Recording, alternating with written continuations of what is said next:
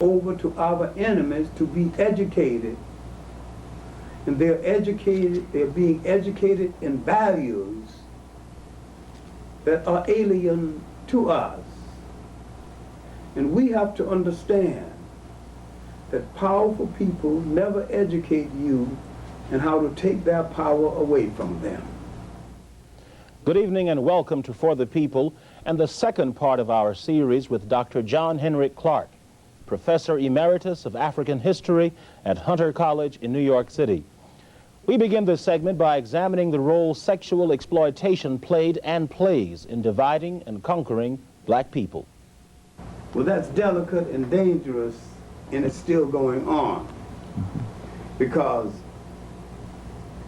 many times the conqueror cohabits with the conquered woman and creates children who apologizes for the crimes of their fathers and who grow up with a mixed loyalty, not knowing how to choose between their father's side or their mother's side.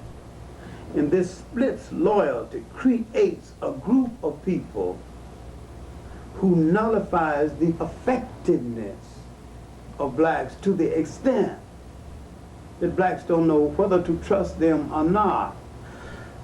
And many times blacks are right in not trusting them at all.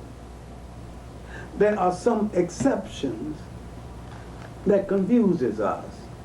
And I can name some good exceptions of light-skinned and almost white blacks who were as loyal and as committed as the blackest of the blacks. Name them. John Hope, who headed Atlanta University, who stood up against the whites who wanted to withdraw money from Atlanta University when they wanted him to fire W.E.B. Du Bois. That's one exception. Walter White is a no exception because most of his life, he acted as though he was doing us a favor for passing for whites. Adam Powell is another exception. He fought for us harder and better than the blackest of the blacks. That's another exception the other way. All right, now let me name a group exception. You take the Jamaican almost whites, tried to make a deal with the British that if you give us favor, we will protect you from the blacks. The British rejected the deal at first, then they saw the wisdom of it and began to give the light-skinned Jamaicans separate job categories, separate communities, and enough facilities to make life better for them to the extent that ultimately the British made Jamaica one of the most stratified societies in the Western world. And this separate community existed up until the present. And to some extent, it still exists. Now that's just the Jamaican case. After the emancipation of slavery in England, she sent most of her slaves back to Africa, sent to Sierra Leone. There again, they set up a community of Creoles. And you have a separate light-skinned society that literally preyed on the blacks other than to help the blacks. But the most glaring example is the Arab conquest of East Africa, because the Arabs were not permitted to go into the hinterlands, and they married African women. And it took them about 3 or 4 generations to produce enough mixed Arabs to penetrate the hinterland. And with these mixed Arabs, from marrying the African woman or cohabiting with her, that penetrated the hinterlands and started the East African Arab slave trade. And that's got the East African Arab slave trade underway.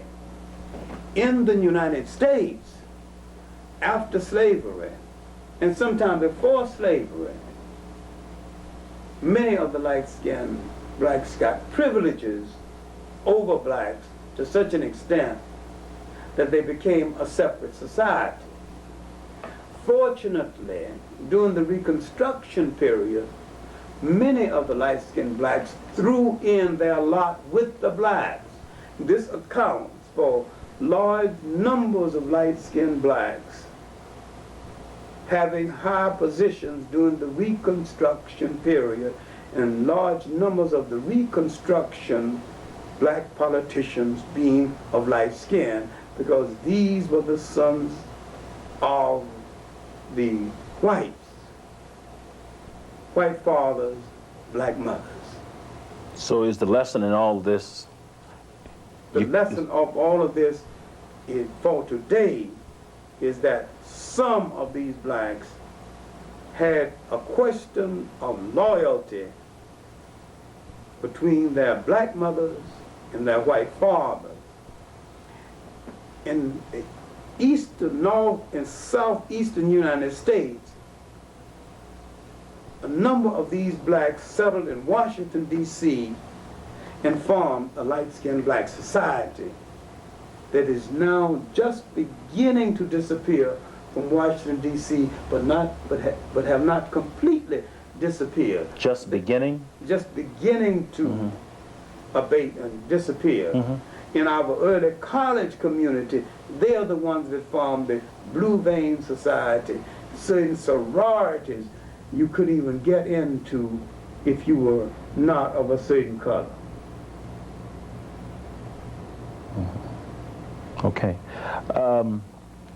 You say Europe is an artificial creation. Explain.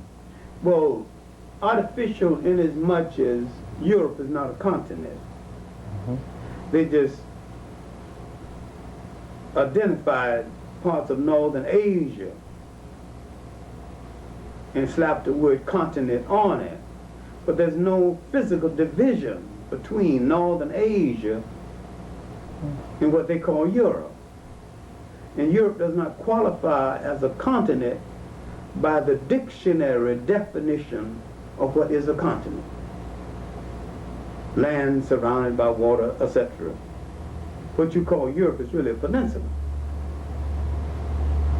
By their dictionary definition of what is a continent. Only in early ancient times, the glacier age covered most of Europe. South Africa. Let's go to South Africa. Well, I know I'm skipping around some, but we got time constraints here. But if they want to talk with John Henrik Clarke, they're going to have to go to John Henrik Clarke. All right. We're just trying to give folks just a sampling, if you will. South Africa has more myths about it than almost any part of Africa. And one of the biggest myths is that some whites arrived in parts of Africa ahead of some Africans. That is not true in any part, because while the Zulus and certain other so-called Bantu groups were late in arriving at the tip end, the Cape, there were other groups, the Koshon San people, had been there for over 1,000 years when the whites arrived. You have to understand what in history caused the whites to get there in the first place.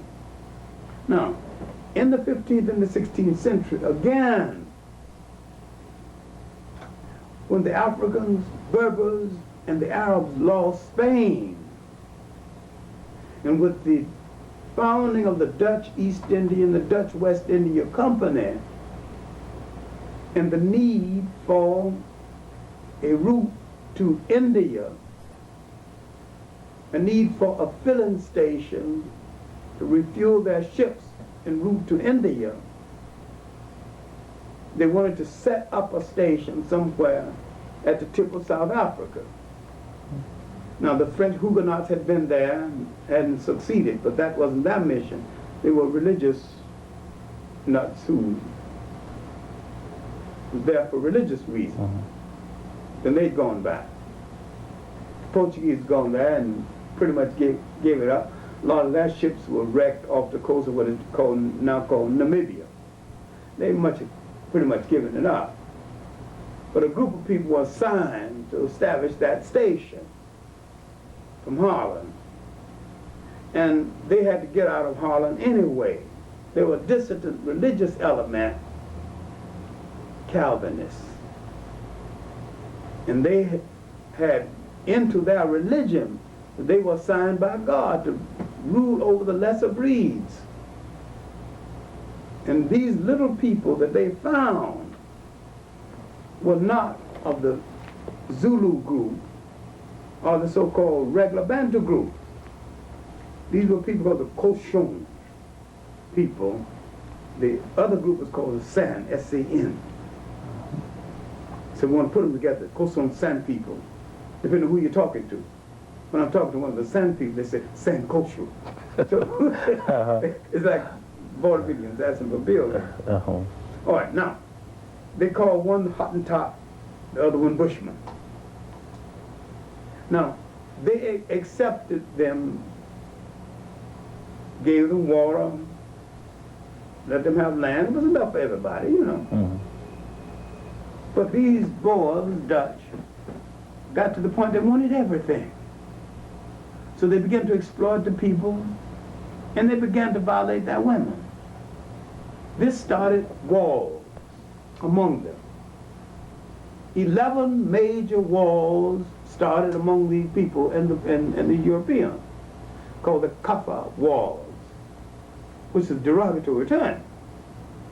Now these 11 wars started between these little people along the coast.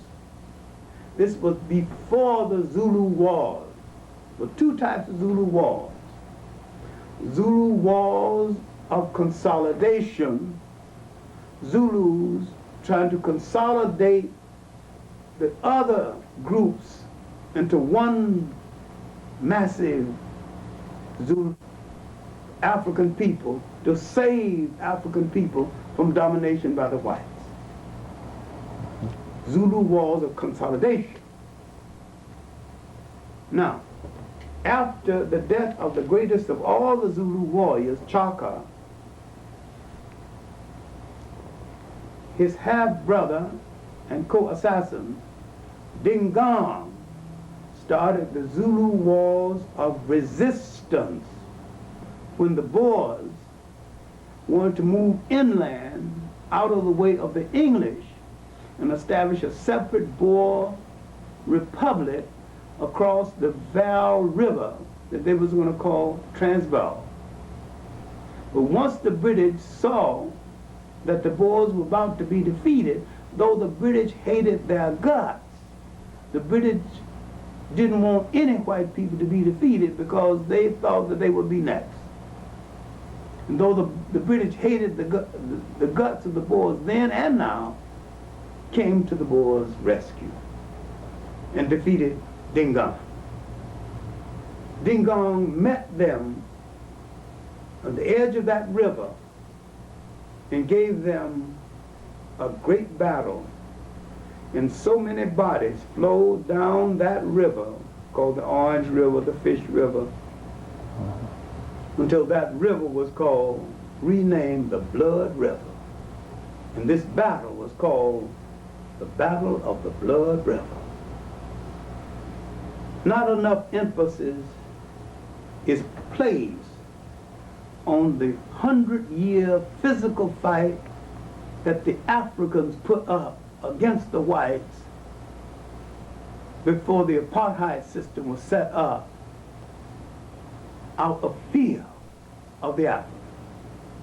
Now I'm dealing with the 100-year physical fight when the Africans didn't argue, didn't go to the table, didn't negotiate nothing, didn't go to London, but picked up their weapon and went to the battlefield and fought.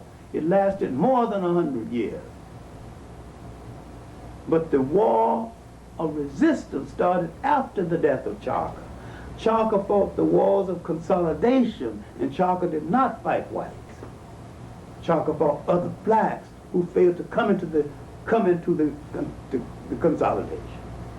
It was his half-brother to start the war of resistance. Now, once they defeated his half-brother, the British put a puppet on the throne named Impande, who ruled badly and misruled for 32 years. But the half-brother produced a strong son who reorganized the Zulus and put them on the warpath one more time. And his name was Cetshwayo. He met the British again in a great battle called San Helvina. Here he literally defeated them. This is one of the best written about fights in history, and it's being taught in the military schools of the world. Famous Battle of San Helvina. They even wrote there's a whole movie about it called Zulu. Well, they got it wrong, technically. You see it on the very late show sometime. They concentrate on the Battle of Rocky's Drive, which was the rehearsal battle before the Battle of San Helvina. They only show you 3 minutes of the real battle, because the British got defeated in the battle. Coretta Scott King was just in South Africa. You have the so-called Sullivan Principles by Reverend Leon Sullivan, an African American. Do you think that black Americans in the national so-called leadership, do you think that they are capable of understanding what is happening in South Africa and what really needs to happen in South Africa? I think some are, but those who have approached the situation like Sullivan and like Coretta Scott King are not. I think Sullivan has understood some aspects of the labor situation, but the general political situation is misunderstood.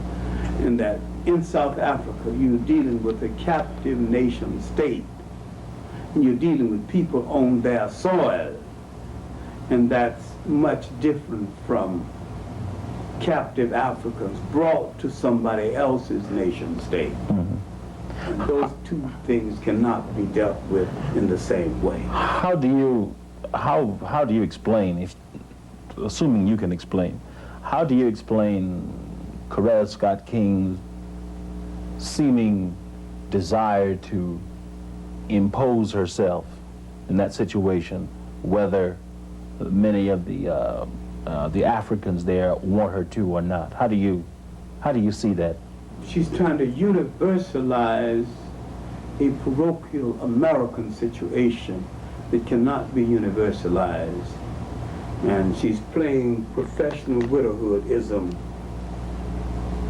that had run its course in the United States, that surely is not functional in South Africa, where you have a different situation to deal with, and that may well be obsolete You say in the South. You say Dr. King did not understand the difference between a strategy and a way of life. Please explain that. A strategy is something that you use so long as it is effective. A way of life is something you use forever. Nonviolence was a strategy. Gandhi understood this, and therefore Gandhi had a violent alternative waiting in the wings. Martin Luther King did not. Then Martin Luther King reached a point where he should have and could have redefined nonviolence, where it had run its course, served its purpose, and needed a redefinition and redirection. And he did not give it that redirection and redefinition. And that was the time of the bombing of the church, 60th Street Baptist Church in Birmingham, when he made the unfortunate statement, if blood must flow, let it be our blood and not the blood of our white brothers. At what other time in history has someone made that comment? Has anybody ever had that attitude I do not know of a single example of a person who made this kind of sacrificial statement saying that let me go instead of my enemies. Final question. On the way over here to this interview, you made this comment. We are educating a group of youngsters, black youngsters, that may turn on us. I mean, we are educating them, we're turning them over to our enemies to be educated. And they're being educated in values that are alien to us. And we have to understand that powerful people never educate you in how to take their power away from them. And they are educating our children. And they are not going to educate our children and how to turn on them. Now, some people, especially young people listening to you, might hear you use the word enemy and wonder, you know, is Dr. Clarke living in another time? I mean, what enemy? You know. Well, then, if you are not the enemy, somebody is retarding our growth as a people. Someone is blocking our direction. Someone is on a collision course with our attempt for upward mobility. I do not mean that every single white person on the face of this earth are our enemy. Is our enemy. I don't mean that, but I know a whole lot of them are our enemy, and a whole lot of them are standing in direct opposition to any progress that we care to make. And I know that a stupid picture like The Color Purple was made really to downgrade us as a people. And I know a whole lot of black people didn't understand that.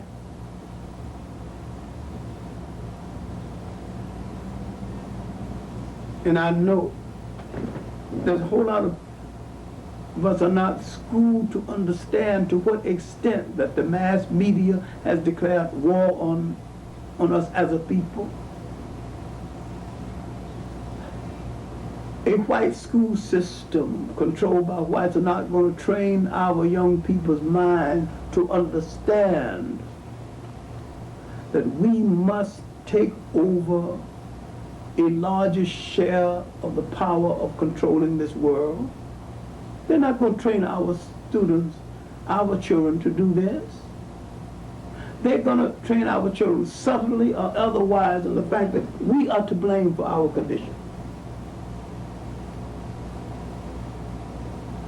Then our children, instead of dealing with the social system that put us in the bind, are going to come home and blame us. So we're in a predicament that we're in because some of our women had children out of wedlock. But they won't know that statistically just as many whites have children out of wedlock. The whites on welfare too. The white prostitutes too. They won't know that statistic. The white men beating their women also. Now, I'm not saying any woman needs to be, I think it's abominable that any woman should be struck. I think any man that strikes a woman, black or white, is poor with language. Any man that can't deal with a woman without striking her is a fool and a coward. And he's poor in the use of language if he can't persuade her. I don't approve of any of it. But if we turn them over to somebody else to be educated, they're going to convince them that only we do this and they don't do it. So when they are dealing with this, they will turn on us. You, my father,